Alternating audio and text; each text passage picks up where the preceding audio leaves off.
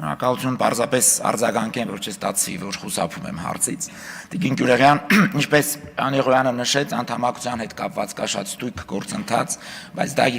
իրականացվում է անդամակցության հայտի ներկայացման դեպքում։ Այս օրենքի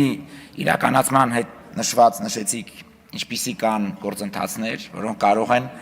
գնահատականի արժանանան ազգային ժողովի կողմից։ Դրանք մի քանիսն են։ Մոտ ապագայում, թերևս ամիսներ հետո, կընդունենք գործընկերության նոր օրակարգը, որը ներառում է թե կարճաժամկետ, թե միջնաժամկետ, թե երկարաժամկետ գործողություններ, որոնք ուղղված են Եվրոմիության հետ մեր առավել մերձեցմանը եւ համահունչ են այս օրենքի տեքստին։ Դրա հետ մեկտեղ ակտիվացնում ենք ՍԵՊԱ-ի համընդհանուր եւ ընդլայնված գործընկերության պայմանագրի իրականացումը։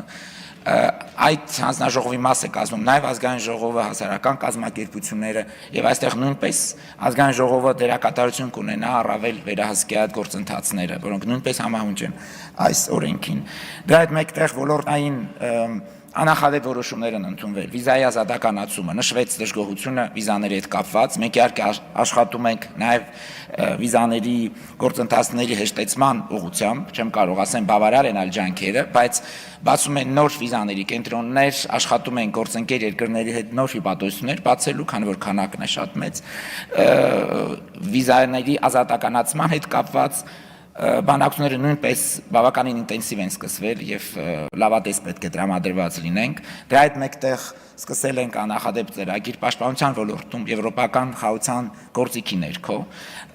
տնտեսական ոլորտում նույնպես դիմակայության եւ աճի ծրագիրը, որը սովորաբար տարվում է տեխնացու երկրների համար, կիրառվել է Հայաստանի դեպքում եւ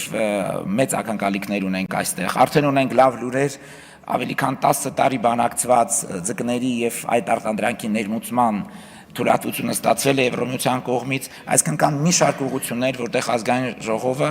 ավելի ուժեղացված վերահսկման հնարավորություն կունենա։ Շնորհակալություն։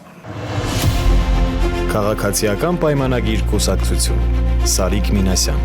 Սարի պես Գյումրու թիկունքին Քաղաքացիական պայմանագիր Քվեաթերթիկ համար 1